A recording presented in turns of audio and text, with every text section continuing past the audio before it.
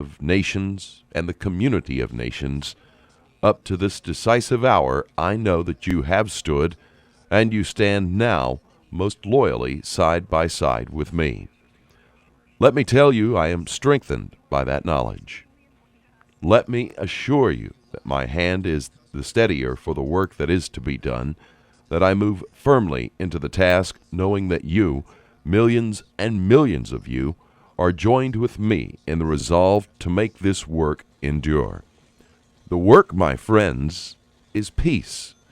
More than an end of this war, an end to the beginnings of all wars. Yes, an end forever to this impractical, unrealistic settlement of the differences between governments by the mass killing of people. Even as I speak these words, I can hear in my mind's ear an old chorus. You have heard it too. You will hear more of it as we go forward with the work at hand. It is the chorus coming from the defeatists, the cynics, the perfectionists, all the world's sad aggregation of timid souls who tell us, for one reason or another, it can't be done. They've been afraid to come along with us as we approach this task of destiny, and they will shrink. They will pull back and try to pull us back with them as we get further into it. Oh yes, they will agree war is horrible, war is hell, and yet in their pale, anemic minds, there is a kind of worship of this same horror of war. They tell us that there can be no end to it. They endow it with immortality. They certify it to us as the ultimate fate of mankind on earth. Now you and I don't stand in such awe and adoration. We don't think war deserves it. You and I are not willing to concede that we were put here on earth for no better purpose. And from here on, the wars that would come, if we let them, would leave precious few of us to argue to the contrary. You and I call war stupidity. Not plain stupidity, but enormous, brutal stupidity, a crime that makes no more sense to its perpetrator than it does to its victim. Well, today, that faint cult of the faint-hearted, the credo of those cringing adorers of a criminal precedent, is on its way out. And in a span of time as far back as history goes, that is something new under the sun. To me, there is no greater hope for humanity. There is no better sign in the world of our time than the fact that this abject worship of war has become, for the first time, a minority belief. We have struck boldly forward in the inner world of our thinking, in the world that we project for our kind, and we have discovered that the world is not flat.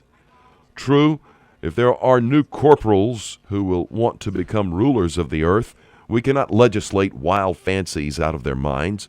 And if there are other impractical dreamers who must indulge themselves in their private nightmares, the pipe dream that war is inevitable, we cannot pass laws abridging the freedom to dream. But we can, and we will stop these murderous hallucinations from reaching us. We can, and we will keep them confined to the dream world of would-be conquerors and of the defeatists who are their accessories before the fact. We can stop them from wrecking the lives of sane, sound, peace-loving, practical humanity. This we can do, and this we will do. I say we, for I know that I am only one in many millions who share this belief and are so resolved. We have had it proved abundantly to us in America that our people, whether Democrats or Republicans, want to strike boldly against the threat of war. They have demanded a sane, practical end to it, and they have their feet on the ground. To this I can add, for I have seen it just as abundantly in my recent travels, that the other peoples of the world will be with us every step of the way.